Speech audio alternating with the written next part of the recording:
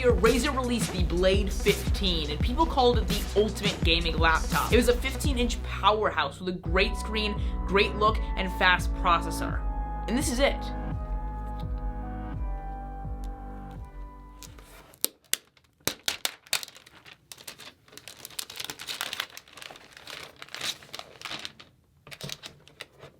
So as you can tell, this laptop looks pretty cool.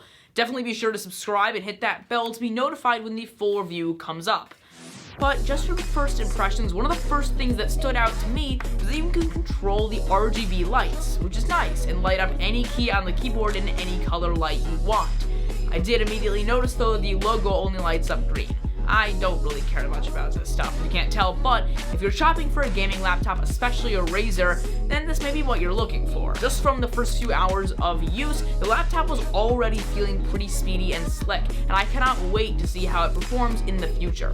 I'm definitely interested to see if it lives up to the hype, because I can't really quite tell yet with just the first impressions. And is it really worth $1,600 for just the base model? I'm doing something a bit different for this product series videos, as my friend Jack Goodman, who some of you may have seen in older videos if you're a long-time viewer, is actually the owner of this laptop. This laptop isn't mine, so shout out to him for letting me do these videos with it.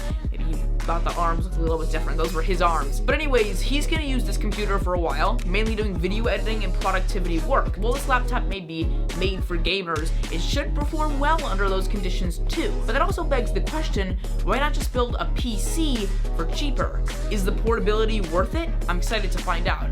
And I'll use it a bit myself too. And collectively, we will create the full review of this laptop once we've formed a full opinion. So again, be sure to ring my like button and subscribe to my bell to be notified when the full review of this guy drops. I hope you enjoyed my first impressions of it. Overall, it's looking pretty spiffy, not gonna lie, so I am very excited to check this laptop out. As most of you probably know, I've been using a Mac for a long time, an old 2015 MacBook Pro 13-inch, so it was pretty nice when I got it, but it's definitely becoming outdated, so I'm looking to soon update to a new laptop to be editing all my videos on, and this one may be something that I could consider, but I would have to switch from Final Cut Pro to Premiere, and there'd be that whole process. So we'll see how this laptop does, how it performs, and that'll all help to influence my final decision this summer when I finally upgrade my laptop. But we'll kind of keep the Jack Gordon upgrading laptop saga going, and I'll update you guys with more information as well as the full review of this product. So I will see you guys next time. No magic for this video. I'm sorry, I'm saving some good stuff